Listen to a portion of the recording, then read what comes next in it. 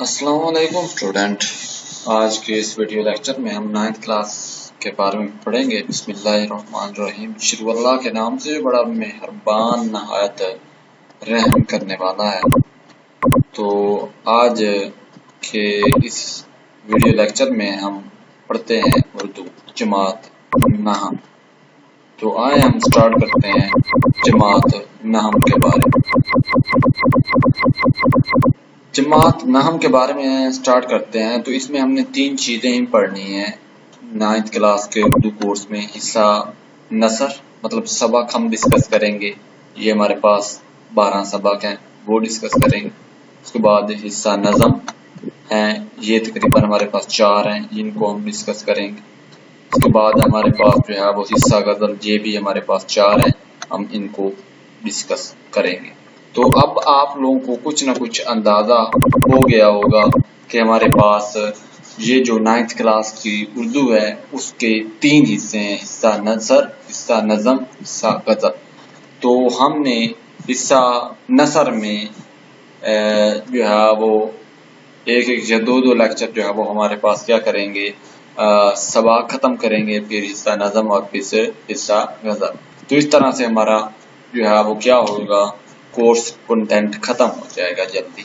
تو پہلا چیپٹر ہے ہجرت نبوی، جس کے مصنف ہیں مولانا شبلی نعمانی۔ تو یہ ہم جو ہے وہ آج ڈسکس کرتے ہیں مولانا شبلی نعمانی کے بارے میں۔ مولانا سبق کا نام ہے ہجرت نبوی صلی اللہ علیہ وآلہ وسلم۔ ان کے مصنف ہیں جنہوں نے ہجرت نبوی سبق لکھا ہے وہ ہیں مولانا شبلی نعمانی رحمۃ اللہ۔ لکھتے ہیں کہ اس وقت جب کہ دعوت اسلام کے جواب میں ہر طرف سے تلوار کی چنکاریں سنائی دے رہی تھی، حافظ عالم نے مسلمانوں کو دارالمدینہ کی طرف رخ کرنے کا حکم دیا، لیکن خود وجود اقدس صلی اللہ علیہ وسلم جو ان ستم گاروں کا حقیقی ہدف تھا، اپنے لیے حکم خدا کا منزل تھا۔ تو اس پیراگراف میں ہم نے اسٹوڈنٹ یہ دیکھا کہ اس وقت مطلب جب اللہ تعالیٰ کے نبی نے دین حق کہ اللہ تعالیٰ ایک ہے اور حضرت محمد صلی اللہ علیہ وسلم اللہ تعالیٰ کے آخری نبی ہیں، یہ پیغام جب پہنچایا تو ہر طرف سے تلواروں کی آوازیں سنائی دے رہی تھی۔ حافظ عالم نے مسلمانوں کو مدینہ کی طرف رخ کر جانے کا حکم دیا۔ تو تب بھی بہت سارے لوگ تھے جنہوں کا ہدف آپ صلی اللہ علیہ وسلم بنے ہوئے تھے، وہ ایسا کیوں چاہ رہے ہیں، اسلام کی تعلیم کیوں دینا چاہ رہے ہیں۔ تو اس پیراگراف میں ہم اسٹوڈنٹ دیکھیں گے کہ نبوت کا 13واں سال شروع ہوا تو اکثر صحابہ مدینے پہنچ چکے۔ تو یہ آپ کا ایکسرسائز کا کوشچن ہے، یہ ذہن میں رکھ لیں، یہ پوائنٹ نمبر 1 بن جاتا ہے کہ نبوت کا کون سا سال شروع ہوا اور اکثر صحابہ مدینے پہنچ چکے، تو 13واں سال۔ تو وحی الہی مطلب جب اللہ تعالیٰ کی وحی آئی کے مطابق حضور صلی اللہ علیہ وسلم نے مدینے کا عزم فرمایا، مطلب مدینے جانے کا جو ہے وہ ارادہ کیا۔ قریش نے دیکھا کہ اب مسلمان مدینے میں جا کر طاقت پکڑے جاتے ہیں اور وہاں اسلام کیا ہے، اسلام پھیلتا جا رہا ہے۔ چنانچہ لوگوں نے مختلف رائے پیش کی، مختلف باتیں پیش کی۔ ایک نے کہا کہ محمد صلی اللہ علیہ وسلم کے پاؤں میں زنجیریں باندھ کر مکان میں ڈال دیے جائیں، یہ بہت اہم ہے شارٹ کوسچن۔ دوسرے نے کہا کہ جلا وطن کر دینا ہی کافی ہے، یہ بھی رائے پوچھی جا سکتی ہے دوسری رائے۔ ابو جہل نے کہا کہ ہر قبیلے سے ایک شخص منتخب ہو اور پورا مجمع ایک ساتھ مل کر تلواروں سے ان کا خاتمہ کر دیں، اس صورت میں ان کا خون تمام قبائل میں بڑھ جائے گا اور آل ہاشم اکیلے تمام قبائل کا مقابلہ نہ کر سکیں گے۔ اس جو ہے وہ آخر رائے پر اتفاق ہو گیا۔ مطلب یہ ہے کہ نبوت کا 13واں سال شروع ہوا تو بہت سارے صحابہ کرام مدینے پہلے ہی پہنچ چکے، پھر وہی الہی حضرت مطلب اللہ تعالیٰ نے حضرت جبرائیل علیہ السلام کے ذریعے وحی کی حضور پاک صلی اللہ علیہ وسلم کو، اور پھر حضور پاک صلی اللہ علیہ وسلم بھی مدینے چلے گئے۔ جب قریش نے یہ دیکھا کہ مسلمان مدینے جا کر اتنے زیادہ طاقتور ہو گئے ہیں اور اسلام ہر طرف پھیلتا جا رہا ہے، تو قریش کے لوگوں نے مختلف رائے پیش کرنا شروع کر دی۔ تو ایک نے کہا کہ محمد صلی اللہ علیہ وسلم کے پاؤں میں زنجیریں ڈال کر مکان میں بند کر دیا جائے، دوسرے نے رائے دی کہ جلا وطن کر دینا کافی ہے، تیسرے نے رائے دی کہ ابو جہل نے کہا کہ ہر قبیلے سے ایک شخص منتخب ہو اور پورا مجمع ایک ساتھ مل کر تلواروں سے ان کا خاتمہ کر دیں۔ اس صورت میں ان کے قبائل تمام خون قبائل میں بڑھ جائے گا اور آل ہاشم اکیلے تمام قبائل کا مقابلہ نہ کر سکیں گے۔ تو اس رائے پر اتفاق ہو گیا۔ تو یہ اسٹوڈنٹ رائے پوچھی جا سکتی ہے، شارٹ کوسچن۔ تو اور جھٹ پٹ آ کر حضور صلی اللہ علیہ وسلم کے آستانہ مبارک کا محاصرہ کر لیا، مطلب گھر کا کیا کر لیا، گھیرا کر لیا۔ عرب زنانہ جو ہے مکان کے اندر گھسنا مجوب سمجھتے تھے، مطلب اہل عرب جو لوگ تھے وہ مکان کے اندر گھسنا، مطلب اندر داخل ہو جانا اپنے لیے جو ہے وہ اچھا نہیں سمجھتے تھے، اس لیے باہر ٹھہرے رہے۔ حضور صلی اللہ علیہ وسلم نکلے تو ان کا یہ فرض ادا کر دیا جائے جو انہوں نے رائے بنائی تھی۔ تو نیکسٹ پیراگراف میں ہے اسٹوڈنٹ، تو رسول اللہ صلی اللہ علیہ وسلم سے قریش کی اس درجہ عداوت تھی، مطلب اس طرح سے اعتماد تھا کہ تاہم آپ صلی اللہ علیہ وسلم کے پاس بہت سی امانتیں، مطلب آپ صلی اللہ علیہ وسلم کی دیانت پر یہ اعتماد تھا کہ جس شخص کو کچھ مال یا اسباب امانت رکھنا ہوتا تو آپ صلی اللہ علیہ وسلم کے پاس لا کر رکھتا تھا۔ اس وقت آپ صلی اللہ علیہ وسلم کے پاس بہت سی امانتیں جمع تھی۔ یہ بھی ایم سی کیو جو ہے وہ ایکسرسائز میں پوچھا ہوا ہے۔ آپ کو قریش کے ارادے کی پہلے سے خبر ہو چکی تھی، اس بنا پر جناب امیر رضی اللہ تعالیٰ عنہ کو بلا کر فرمایا مجھ کو ہجرت کا حکم ہو چکا ہے، میں آج مدینہ روانہ ہو جاؤں گا، تو میرے پلنگ پر میری چادر اوڑھ کر سوئے رہو، صبح کو سب کی مانتے واپس دے آنا۔ یہ سخت خطرے کا موقع تھا، جناب امیر کو معلوم ہو چکا تھا کہ قریش آپ کے ارادے کا قتل کا ارادہ کر چکے ہیں۔ آج رسول اللہ صلی اللہ علیہ وسلم کا بستر جو خواب ہے وہ قتل گاہ کی زمین ہوگی، لیکن فتح خیبر جب ہوا، مطلب جب فتح خیبر ہوا تو یہ جو قتل گاہ تھی یہ فرش گل بن گئے۔ آگے ہے نیکسٹ پیراگراف میں بچوں، کفار نے جب آپ صلی اللہ علیہ وسلم کے گھر کا محاصرہ، مطلب آپ صلی اللہ علیہ وسلم کے گھر کو گھیر لیا اور رات زیادہ گزر گئی تو قدرت نے ان کو کیا کر دیا، بے خبر کر دیا۔ آن رسول صلی اللہ علیہ وسلم ان کو سوتا چھوڑ کر باہر آئے اور کعبے کو دیکھا اور فرمایا مکہ تو مجھ کو تمام دنیا سے زیادہ عزیز ہے، تیرے فرزند مجھے رہنے نہیں دیتے۔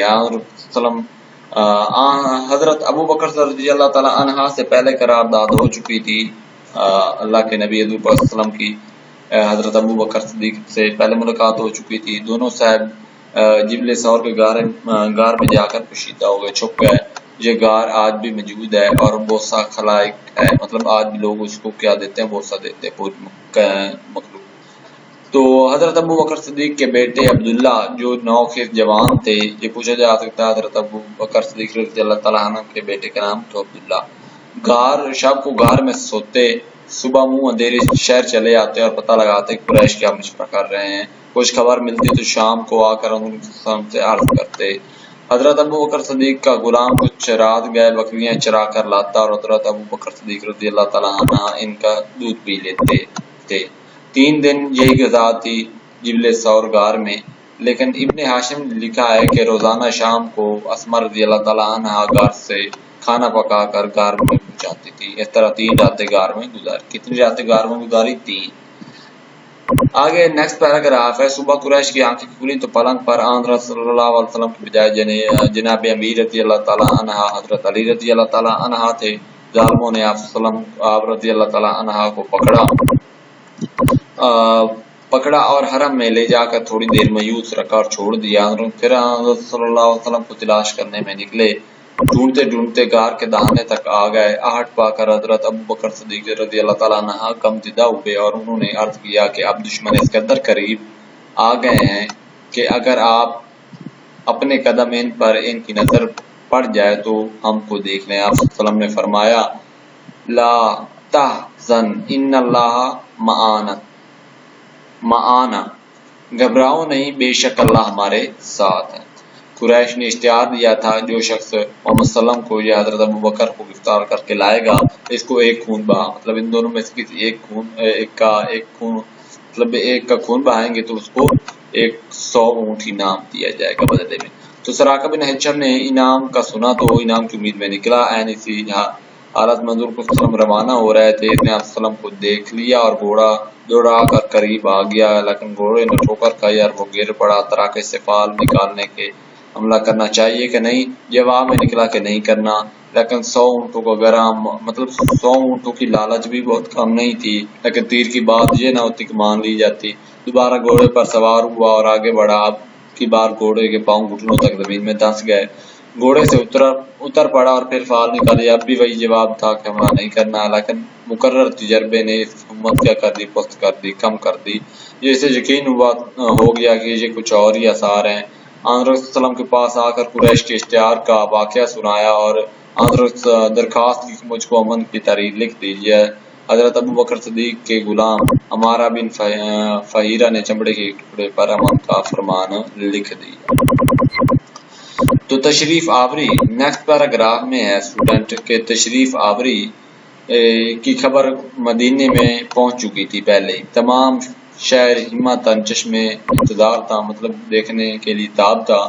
بچے معصوم فخر اور جوش میں کہتے پھرتے کہ حضور اکرم صلی اللہ علیہ وسلم آ رہے ہیں. لوگ ہر روز تڑکے سے نکل کر شہر کے باہر جمع ہوتے، مطلب ہر روز صبح نکل کر، اور دوپہر تک انتظار کر کے حسرت کے ساتھ واپس چلے جاتے. ایک دن انتظار کر کے واپس جا چکے تھے کہ یہودی نے قلعے سے کران سے پہچان کر پکارا، اہل عرب لو، تم جس کا انتظار کرتے تھے وہ آ گیا. تمام شہر تکبیر کی آواز سے گونج اٹھا. اللہ اکبر. سیرت نبوی، یہ جو ہجرت نبوی ہے جسے مولانا شبلی نعمانی نے لکھا ہے، یہ سیرت نبوی کی کتاب سے لکھا گیا ہے. تو یہ مشق ہم ڈسکس کرتے ہیں. ہجرت نبوی سے کیا مراد ہے کہ حضور پاک صلی اللہ علیہ وسلم نے مکہ سے مدینہ کی طرف ہجرت فرمائی تو اس کو ہجرت نبوی کہتے ہیں. حضور صلی اللہ علیہ وسلم نبوت کے کون سے سال ہجرت فرمائی؟ 13ویں سال. ٹھیک ہو گیا. حضرت امیر رضی اللہ تعالیٰ عنہ سے کون سی شخصیت مراد ہے؟ جناب امیر رضی اللہ تعالیٰ عنہ. علی رضی اللہ تعالیٰ عنہ کی شخصیت مراد ہے. حضور پاک صلی اللہ علیہ وسلم نے حضرت علی رضی اللہ تعالیٰ عنہ سے کیا فرمایا کہ تم میرے پلنگ پر سوئے رہو اور صبح کو اٹھ کر سب کی مانتے واپس دے آنا، مجھ کو ہجرت کا حکم ہو چکا ہے تو میں آج روانہ ہو جاؤں گا. حضور کا حضرت اسماء رضی اللہ تعالیٰ عنہ کون تھی؟ حضرت ابو بکر صدیق رضی اللہ تعالیٰ عنہ کی بیٹی تھی. قریش نے رسول اللہ صلی اللہ علیہ وسلم اور حضرت ابو بکر رضی اللہ تعالیٰ عنہ کو گرفتار کرنے کا کیا انعام مقرر فرمایا؟ 100 اونٹ. سراقہ بن حشم کیسے تاب ہوا؟ تو اس نے جب انعام کا سنا تو انعام کی امید میں نکل پڑا. تو اسی وقت حضور پاک صلی اللہ علیہ وسلم روانہ ہو رہے تھے تو اس نے دیکھا اور گھوڑا دوڑایا اور جو ہے وہ تراکش سے تیر نکالنا چاہا تو کہا کہ حملہ کرنا چاہیے یا نہیں، جواب میں نہیں نکلا. تو دوسری مرتبہ گھوڑے پر سوار ہوا اور حملہ کرنا چاہا تو تب کی بار اس کے پاؤں گھٹنوں میں گھوڑے کے زمین میں دھنس گئے. اور تیسری مرتبہ اسے یہ آثار واضح ہو چکے تھے. اس نے کہا کہ پاک کو مجھے امن کا خط لکھ دیجیے. تو انہوں نے جو ہے وہ حضرت ابو بکر رضی اللہ تعالیٰ عنہ کے جو غلام ہیں جن کا نام جو ہے وہ عمارہ بن فہیرہ ہے، انہوں نے چمڑے کے ٹکڑے پر فرمان لکھ دیا. اچھا تو یہ تھا سراقہ بن حشم ایسے تاب ہوا. آگے خالی جگہ حافظ عالم نے مسلمانوں کو دارالمدینہ کی طرف رخ کرنے کا حکم دیا. یہ بھی ہم پڑھ چکے ہیں جیسے کہ ہم نے ریڈنگ کی ہے. نبوت کے کس سال شروع ہوا اور اکثر صحابہ مدینہ پہنچ چکے تو وہی الہی کے مطابق نے بھی مدینہ کا دم فرمایا 13ویں سال. اس وقت بھی آپ وسلم کے پاس بہت سی امانتیں جمع تھیں. تو یہ رائٹ آپشن ہے. خالی جگہ کو معلوم ہو چکا تھا کہ قریش آپ وسلم کے ارادہ کا قتل کا ارادہ کر چکے. جناب امیر حضرت علی رضی اللہ تعالیٰ عنہ کو سے پہلے قرارداد ہو چکی تھی. حضرت ابو بکر صدیق سے پہلے تو پکی قرارداد ہو چکی تھی. آگے اسی طرح 3 راتیں گھر میں گزاری. تو نیکسٹ جو ہے وہ آپ لوگوں نے کچھ نہیں کرنا، پیپر میں یہ سب کچھ نہیں آتا. اس میں آپ لوگوں نے کوشچن نمبر 9 حل کرنا ہے. وہ کیا ہے؟ سیاق و سباق کی تشریح. اب آپ کو اسٹوڈنٹ پتہ ہونا چاہیے سب سے پہلے کہ سیاق کیا چیز ہوتی ہے اور سباق کیا چیز ہوتی ہے. میں اسی کی طرف آ رہا ہوں کہ سیاق کیا چیز ہوتی ہے اور سباق. فار ایگزامپل یہ والا پیراگراف ایگزامینر نے لے لیا ہے، اٹھا لیا ہے اس پورے چیپٹر میں سے، درمیان سے اٹھا لیا. تو اس پیراگراف سے اوپر مطلب شروع سے لے کر جو ہم نے پڑھا ہے، ٹھیک ہے، یہاں اس وقت جب دعوت حق کے جواب میں یہاں سے لے کر یہاں تک آپ وسلم نے فرمایا گھبراؤ نہیں، بے شک اللہ ہمارے ساتھ. 3 راتیں غار میں گزاری یہاں تک، تو یہاں تک مطلب شروع سے لے کر یہاں تک اس پیراگراف سے اوپر تک مصنف نے جو کہا اس کا خلاصہ 3 لائنوں میں لکھنا ہے. تو یہ ہو جائے گا سیاق. اور اس پیراگراف کے بعد سے لے کر آخر تک جو مصنف نے کہا ہے وہ آپ نے تین یا چار لائنوں میں لکھنا ہے، وہ ہو جائے گا سباق۔ تو سیاق کا مطلب کیا ہے؟ اس پیراگراف جو دیا ہوا ہے اس سے پہلے والا حصہ، اور سباق کا مطلب اس سے بعد والا حصہ۔